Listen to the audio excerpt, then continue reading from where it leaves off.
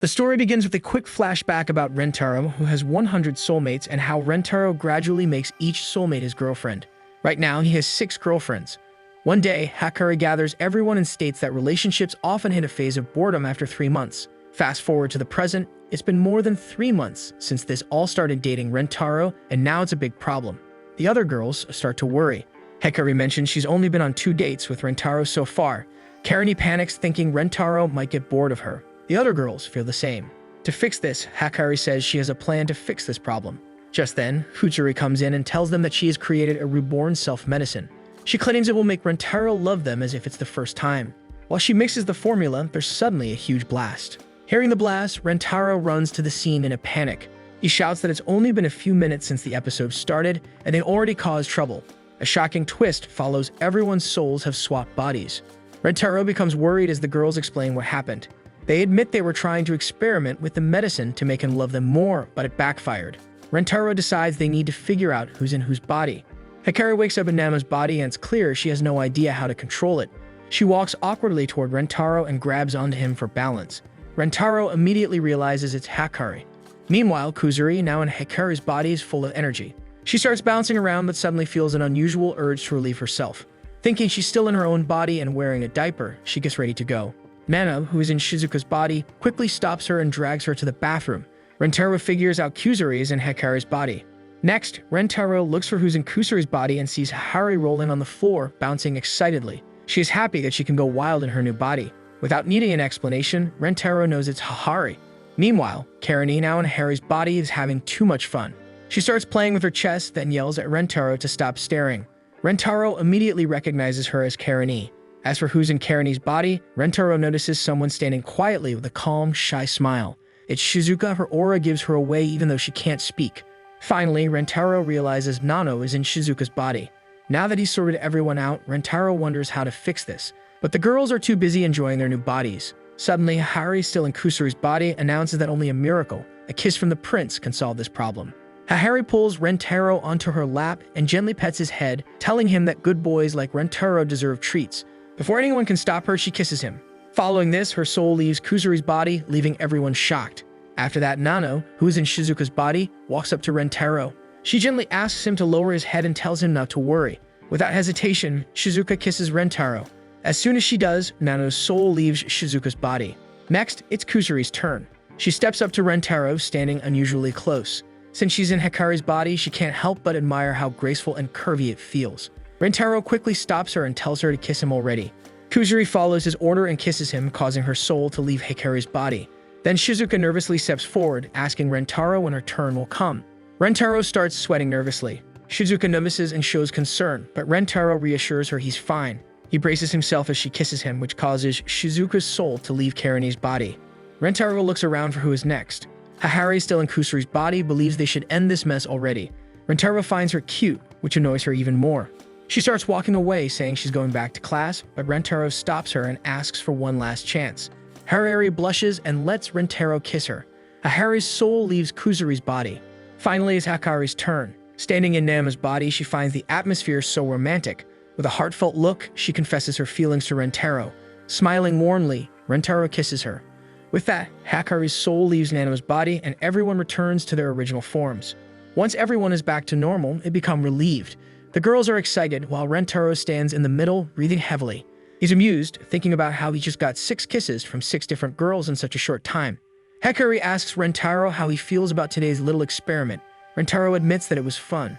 Hakari felt relieved as it wasn't exactly what she planned, but at least they made the day special. Rentaro smiles and says he loves all of them just the way they are. The girls are surprised by his sweet words and suddenly rush toward him, taking turns kissing him again and again. Rentaro realizes that fate won't let him off with just 6 kisses today. The scene shifts to a girl walking alone. Meanwhile, Rentaro is in the cafeteria deciding what to eat. His eyes land on some egg toast and he lights up with excitement. As he reaches for it, his hand bumps into someone else's. He looks up and his eyes meet a strange girl. Suddenly, a soulmate current flows between them and Rentaro gets to know she is his 7th soulmate. When Rentaro notices her uniform and realizes she's a middle schooler, the girl defends herself, saying there's no rule against middle schoolers visiting the high school cafeteria. Rentaro, still processing everything, tells her to go ahead. The girl checks her pockets for money to buy the egg toast but finds nothing. She becomes embarrassed and walks away without buying egg toast. Later, sitting on a bench, the girl feels her stomach growl. She looks upset, with no money to buy food. Suddenly, Rentaro shows up, holding the same egg toast. He offers her half. The girl is annoyed, thinking he's being creepy. Rentaro calmly explains that he changed his mind about eating it and thought of sharing it instead. At first, she refuses, saying she doesn't take food from strangers, but her growling stomach betrays her. After a moment of hesitation, she accepts. Before eating, she clasps her hands together and gives thanks for the food. As she takes a bite, her face lights up with joy. She savors every bite, admitting she heard her friends talk about a movie where someone ate this and wanted to know how it tasted. She apologized for being rude earlier, explaining she was just really hungry. Rentaro reassures her it's no big deal. As she eats, she starts opening up about her struggles. She shares how she always feels tempted to eat whatever she sees or hears about, making life hard for her. To resist, she usually wears a hoodie and headphones to block out tempting sights and sounds. The girl explains right now she removed them because she wanted to fully enjoy the experience. It's her way of respecting the food. When she finishes, she clasps her hands together again to give thanks and gets up to leave. Rentaro quickly calls out, asking for her name. The girl turns with an irritated look and accuses him of flirting with her. As she walks away, she feels her heart is racing. The next day at lunch, the girl walks angrily through the hallway as she hears her classmates talking non-stop about a sandwich. Everyone's excited about it, and it's driving her crazy. The girl suddenly craves one and rushes to the cafeteria to buy it, but it's already sold out. Just then, Rentaro shows up and asks about her craving. Annoyed, she questions why he's in the middle school cafeteria. Rentaro defends there's no rules stopping him from being there and explains he came for the same sandwich, only to find it sold out there too. Noticing similar sandwiches on the shelf, Rentaro suggests trying one of those instead. The girl decides to leave and get the sandwich from a convenience store. Rentaro stops her, reminding her that middle school students aren't allowed to leave campus during recess. He offers to go for her instead. The girl becomes furious and tells him to stay out of her business and leave her alone. Later, the girl is seen coming out of the convenience store empty-handed. The sandwich is sold out there too. Hungry and upset, she wonders how it could be sold out everywhere. Her frustration builds as she starts to blame herself for being irritated, snaps at people, and ends up feeling lonelier than before. As she walks, she thinks about Rentaro. Despite how kind he was, she had pushed him away too. She feels hungry, angry, and convinced there's nothing good about her. With nothing else to do, she decides to return to school. When she arrives at the gate, she sees Rentaro waiting for her at the school gate. Rentaro tells the girl to follow him. The girl becomes curious and goes along. When she sees the sandwich she's been craving right in front of her, she's stunned. Her anger flares up and she snaps at Rentaro, saying that she doesn't need his help. But Rentaro calmly says he needs her help with the other half, just like yesterday. Hungry, the girl gives in and starts eating. Instantly, she feels happy and finds the sandwich delicious. She asks how Rentaro found the sandwich. Rentaro explains that he got permission to make it himself. He even shares the recipe, showing how much effort he put into it. That's when she notices his hands are burned from cooking. The girl becomes sad and asks why Rentaro is being so kind to her, especially after how rude she was to him. She points out that he doesn't even know her name. Afterward, Rentaro talks to his girlfriends about Kurumi, asking if they would accept her as his 7th girlfriend. The girls express concerns about Kurumi's personality. Rentaro explains that Kurumi tends to get irritable when she's hungry, which can make her seem unfriendly. Suddenly, Kurumi interrupts, stating that, aside from Rentaro, she has no interest in talking to anyone else. The other girls become worried about how she might fit into their dynamic. Nano, staying calm and logical, points out that arguing about inefficiency won't help the situation. This sparks doubt among the group, with some wondering if they're really as close as they thought and whether their friendships might change. Nano reassures them by revealing she doesn't spend time with them out of obligation, but because she genuinely loves and values each of them. The girls are touched and express their love and appreciation for Nano.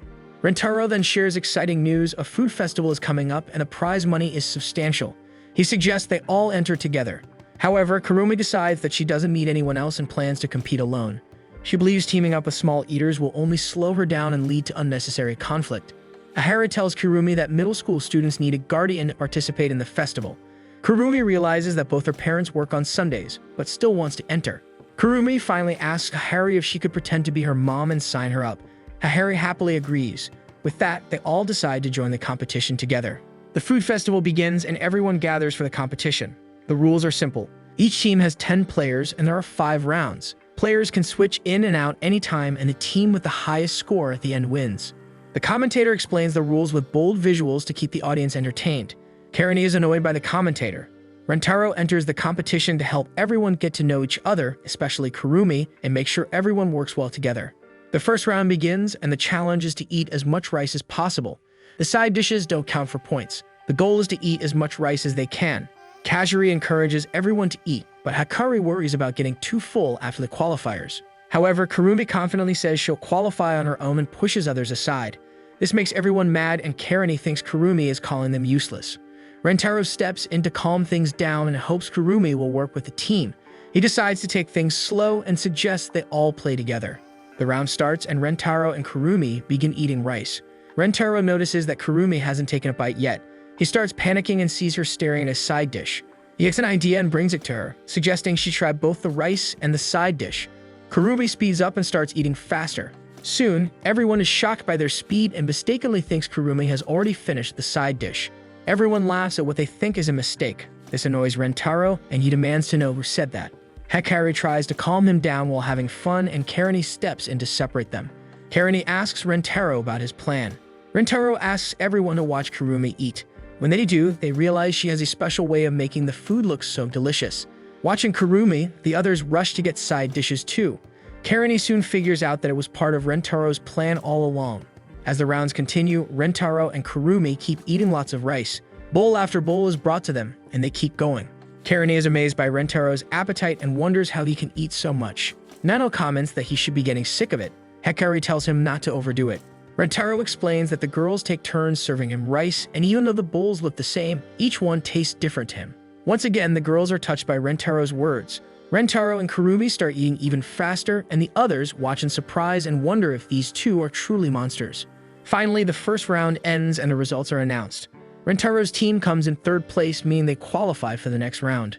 Rentaro is upset, wondering how they ended up in third. However, the others praise Kurumi for her great performance, saying she ate in a unique way. The Guerrilla Syndicate claims second place, which you might remember from Season 1. The team in first place is Chenkanami Shiki, who is competing alone. Everyone is surprised to know that this person is playing solo, while everyone else is in teams. Chanko looks and sounds like a robot, and the character animation has been slightly changed compared to the manga. Afterward, the commentator announces the next major round of the food festival, which is a classic eating contest. This time, the food is bubble tea. Rentaro wonders when bubble tea became the classic choice. He asks his team who will enter the first round. Hakari praises Rentaro for his performance and suggests he take a rest. However, Kurumi declares that she will join every round. Rentaro advises her to let others participate as she can't handle every round. Kurumi ignores Rentaro's advice. Eventually, Shizuka decided to join Kurumi in the first round. The first round begins, and the participants start drinking the bubble tea. At first, they enjoy it, but after 10 minutes, it becomes clear that this contest isn't about appetite, it's a jaw endurance challenge. The tea is so chewy that they're exhausting their jaws trying to keep chewing. Kurumi struggles and realizes it's getting harder to keep going. She looks over at Shizuka, who is drinking smoothly. Karani wonders how Shizuka is drinking the tea so well. Rentaro explains that Shizuka has the tiniest mouth. The other girls notice Shizuka is drinking the tea perfectly. He is taking tiny sips by cutting the tea into smaller pieces. Karani remembers how Shizuka always eats this way and realizes it's the perfect method for this challenge. They conclude that Shizuka is well trained for this kind of contest. In the first round, Rentaro's team holds second place. The second round starts, and the challenge is to eat 10 pieces of sushi. This time, Nano joins Kurumi to help her. They begin eating. Kurumi finds the sushi delicious, but Rentaro reminds her there's no time to enjoy it. She struggles to eat quickly without savoring the taste. Kurumi watches Nano eating the sushi at an incredible speed. Karani notices that Nano isn't chewing the sushi, she's just swallowing it whole. While the Guerrilla Syndicate and Kurumi slow down, Nano and Chenko Solo are nearly finished with their 10th piece. Both reach for their last piece, but Chenko finishes first. Karani wonders why Nano isn't done and learns that she's eaten so much that she feels like she's about to vomit. Meanwhile, the Guerrilla Syndicate team is catching up. Nano realizes she has no choice but to keep going. She starts running away from the table with sushi in hand. Rentaro asks where she's going. Nano climbs some stairs and stands on stage, leaving everyone curious about her move. Rentaro reveals that Nano is afraid of heights. Nano, terrified, stands at the top but knows she must finish the challenge. She decides to eat the sushi in her hand, and the crowd cheers, calling her Rapunzel in the tower. Nano finally eats the sushi, but now she's scared and doesn't know how to get down. Rentaro rushes to her, helping her down safely. In the end, Rentaro's team secures second place in the second round. In the third round, the challenge is to eat spicy mapo tofu. Karani, proud of her spice tolerance, decides to help along with Kusuri. Everyone dives in without hesitation, but Karani aggressively eats her spicy mapo tofu. Eventually, Rentaro's team becomes the first to win this round. The fourth round begins a cake-eating contest. This time, Hikari and Hahari join Kurume to assist her. At first, everyone enjoys the cake, but Hikari quickly realizes there's too much sugar and warns about the risk of obesity from overconsumption. This scares the Gorilla Syndicate, and soon everyone stops eating except Kurumi and Chenko Solo. Karani becomes annoyed and points out that excessive sugar can even cause weight gain in specific areas like the chest. Hearing this, Hikari and Hahari resume eating, thinking that gaining weight might make them more attractive to Rentaro. In the fourth round, Rentaro's team holds second place. Rentaro praises his team, saying he has such talented girlfriends. The Gorilla Syndicate is shocked by how they keep eating. Rentaro explains that they couldn't have done it alone. It was all thanks to teamwork and love.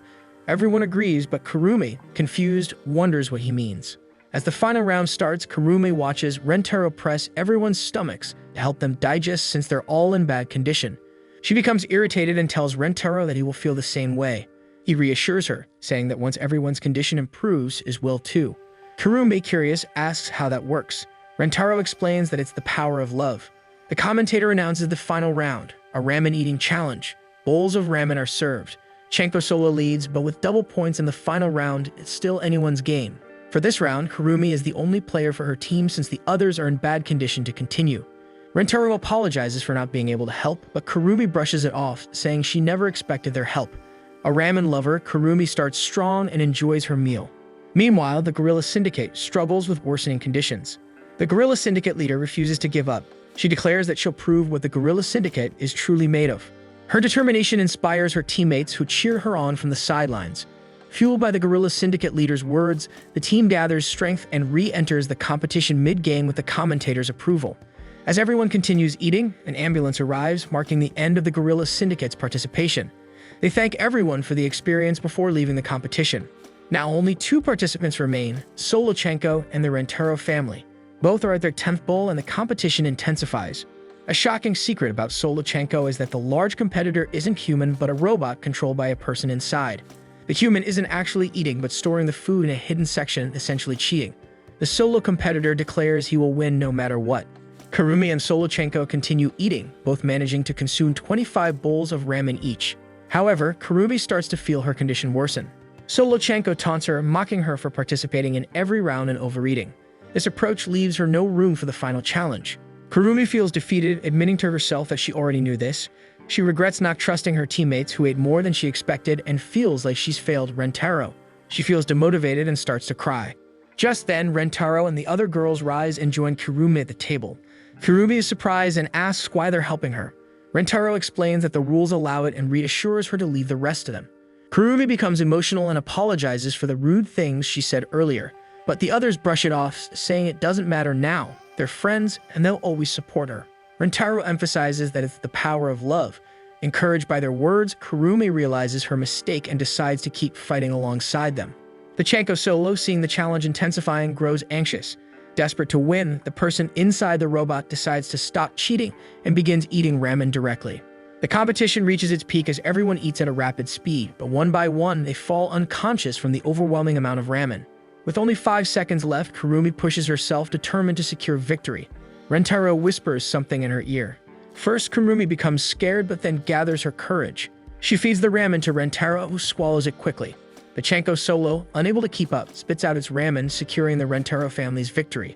The Rentaro's team celebrates their win, receiving a trophy and ice cream as a prize. Kurumi, still feeling regretful, apologizes to everyone for her earlier behavior and asks for forgiveness. The others cheerfully feed her ice cream, solidifying their bond as teammates and friends. Later that evening, Rentaro meets Kurumi in the park. Kurumi thanks Rentaro for inviting her to the competition and helping her build a connection with everyone. She remembers Rentaro's promise to let her taste her favorite treat if they won. Then she kisses him and teasingly says that's how Rentaro tastes. Hikari has always seen her mother, Hahari, as the epitome of grace and elegance, a woman she's admired since childhood. However, today, her picture-perfect image is shattered as Hahari turns her attention to Hikari's school friends, enthusiastically offering them adorable baby clothes to try on. Hikari finds herself cringing in embarrassment at her mother. Eager to keep Hahari happy, Rentaro decides to play along, attempting to try on the baby clothes himself. But his efforts prove futile, as he is too big. Seeing this, Hahari enthusiastically suggests they try the baby clothes after taking a special babification medicine. To reassure everyone, Kuzuri casually mentions that she has also created a reversal medicine. The girls remain hesitant, refusing to risk their well-being for Hahari's whims. Frustrated by their reluctance, Hahari begins to whine and roll on the ground. Hikari, fed up with her mother's behavior, finally snaps. She scolds Hahari for being inconsiderate, pointing out that her antics are embarrassing her as a daughter. Hahari, trying to console her daughter, reassures her that Hikari is her most treasured person. She explains that while she plays a motherly role to everyone in their group, Hikari will always come first. Unfortunately, Hahari misses the point of Hikari's frustration entirely. Sensing the tension in the air, Kusuri decides to intervene and lighten the mood. She notices a cat nearby and, in an effort to grab everyone's attention, begins playing fetch with it. However, instead of using a stick, Kusuri tosses a vial of the babification medicine. The cat runs off and the vial shatters on the ground. To everyone's horror, the shattered vial begins to glow ominously. Rentaro quickly moves to shield Hikari, as the medicine releases a mysterious smoke. As the haze clears, Rentaro and Hikari are stunned to find that everyone else on the rooftop has been turned into babies. Panicking, Rentaro covers his eyes, declaring that seeing all his girlfriends unclothed even as babies would be improper. He and Hikari spring into action, hurriedly dressing the now-infant girls in baby clothes. As they care for the babies, Hikari's thoughts begin to wander. She grows flustered as she imagines married life with Rentaro and the possibility of having several children with him. Rentaro, oblivious to her fantasies, is entirely focused on doting over his girlfriends turned babies. Remembering Kusuri's earlier instructions, Rentaro notes that they need to wait an hour before administering the reversal medicine. Attempting to pick up baby Shizuka to play with her, Rentaro is startled when she crawls away, seemingly scared of him. After finally catching her, he gently rocks her and promises not to eat her. Meanwhile, baby Kuruma, hungry and curious, crawls over to Hikari. Her eyes fixate on Hikari's chest, and without warning, she latches onto Hikari. Flustered and alarmed, Hikari tries to pry Kurumi away while scolding her for her actions.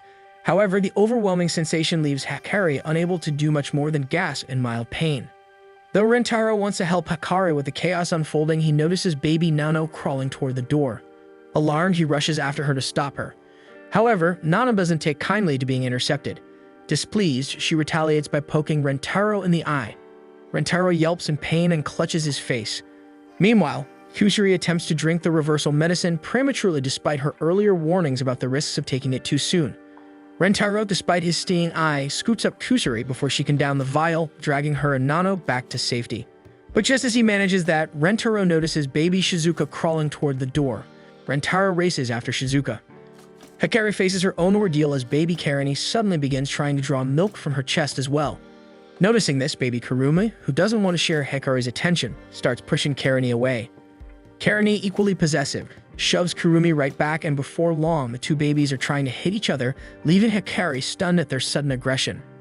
Hikari attempts to intervene, raising her voice to demand that they stop.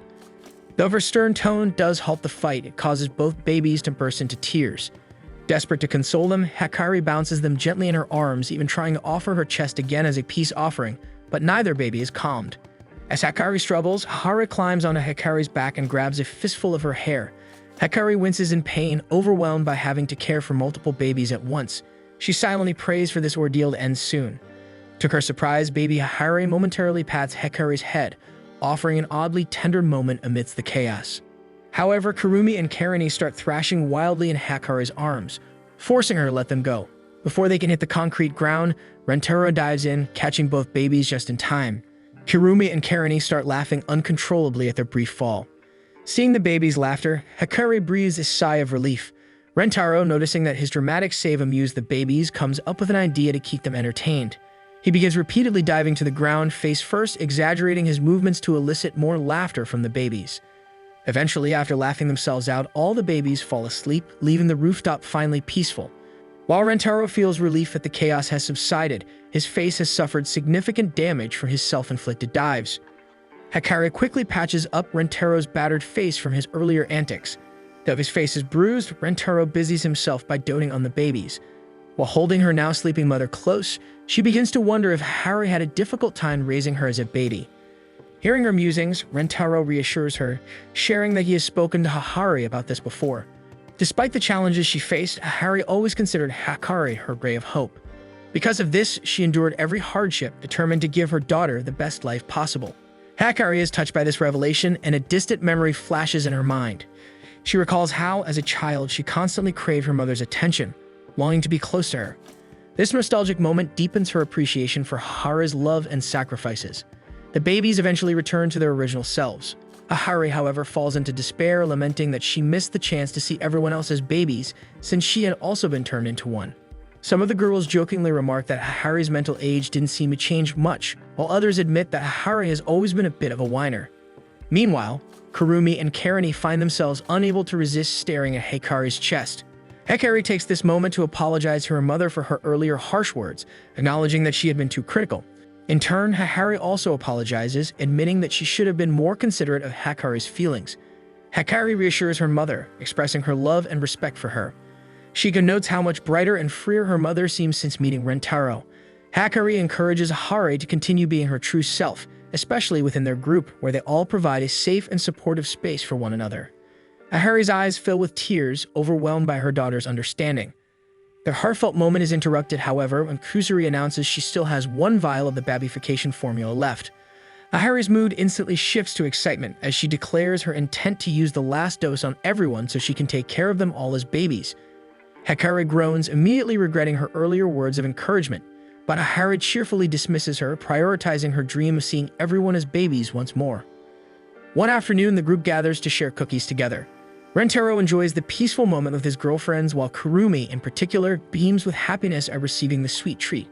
Hikari teases her, commenting on how Kurumi's eyes sparkle with delight with each bite of her cookie. Embarrassed, Kurumi insists that Nano and Shizuka have prettier eyes than hers. This sparks a wave of compliments among the girls as they begin praising each other's eyes, likening them to gemstones and admiring the unique effects they give off. Rentaro enthusiastically agrees with each comment from the background, proclaiming his love for all their eyes. When Ahari chimes in to compliment Mei's eyes, the mood shifts. The group suddenly realizes that none of them have ever actually seen Mei's eyes open. Mei, with her serene smile and perpetually closed eyes, has kept this detail a mystery. Shizuka asks what color Mei's eyes are, and Ahari remarks that they are rainbow-colored. Kusuri, unable to resist, asks Mei if she can stop smiling and open her eyes so everyone can finally see them. Mei, however, politely refuses, stating that as a maid, she must always appear cheerful to serve her mistress. Ahari gives Mei permission to open her eyes, mentioning that even she hasn't seen them in a long time. But when Mei tries, she finds her muscles unresponsive. Her face is stuck in a smile. Determined, she attempts to force her eyes open using her fingers, but her efforts prove futile. With no other option, Mei excuses herself and announces she will find a scalpel, intending to cut her eyes open. Alarmed, Rentaro and Ahari immediately intervene, begging her to stop. The group begins to wonder how Mei manages to navigate daily life with her eyes always shut. Mei calmly explains that she is, in fact, blind and relies on her other senses to perform her duties. A flower pot suddenly falls from above, and Mei is the first to sense it, catching it just before it hits Rentaro. Rentaro expresses his gratitude and admiration, calling Mei incredible for her sharp awareness. Shizuka, inspired, attempts to scare Mei by raising her arms and shouting, "Boo!" Unfortunately, no one reacts, leaving Shizuka red-faced with embarrassment. Rentaro notices her intent and pretends to be frightened, prompting the others to realize Shizuka's plan to startle Mei into opening her eyes. Kusuri, still curious, pulls out a test tube of melting face medicine. Mei offers to spray it on herself if it would please Ahari, but Ahari quickly declines, not wanting Mei to harm herself. Next, Nano steps forward with a cutter and reveals its blade, making everyone nervous. Standing beside Mei, she pretends to stab her, eliciting a bow of gratitude from Mei to Ahari. The group is momentarily horrified, but Nano reveals the blade was retracted all along. While everyone else breathes a sigh of relief, Shizuka begins to cry, believing Mei is genuinely hurt. Rentaro hugs Shizuka and Nano to console them. Kurumi then offered Mei a sweet bun, hoping that the delight of eating something so delicious would make her eyes snap open. Mei eats the bun after receiving Harry's permission and comments on how delightful it is. Kurumi, disappointed her plan didn't work, laments that she assumed happiness could physically open someone's eyes. Karani points out that such a reaction isn't normal. Rentaro and Hikari consider happiness as a potential trigger and ask Mei what makes her happy. Mei replies that her happiness stems from seeing Ahari happy. Ahari adds that her own happiness comes from being surrounded by the family they built together. Hikari gets an idea and suggests Karani cozy up to Ahari, joking that she can't do it herself because of their blood relation. Though hesitant at first, Karani notices Ahari has the same warm, inviting scent as Hikari. Just as the two are about to share a kiss, Hikari slaps Karani away, much to Ahari's dismay. Kyuzuri and Shizuka hug Haru to comfort her, making her so happy that Mei sheds a tear of joy for her mistress. Finally, Rentaro decides to try humor, hoping laughter will open Mei's eyes. He tells a silly brain teaser but admits that he stumbled over the words in the story, making Mei laugh. However, her eyes remain shut. He continues the story, revealing that the one who actually messed up the brain teaser was Haru, causing Mei to immediately stop smiling and open her eyes, revealing they are rainbow-colored. Realizing her smile is gone, Mei quickly shuts her eyes again. The group marvels at how Rentaro managed it. He explains that Mei's loyalty to Haru is so strong that she cannot bring herself to laugh at her mistress. Noticing Mei's blush, Haru teases that Mei might have fallen in love with Rentaro. The other girls agree that Rentaro is charming and encourages Mei to join their family. Though hesitant at first, Mei finally confesses her feelings to Rentaro, hoping he will accept her into the family.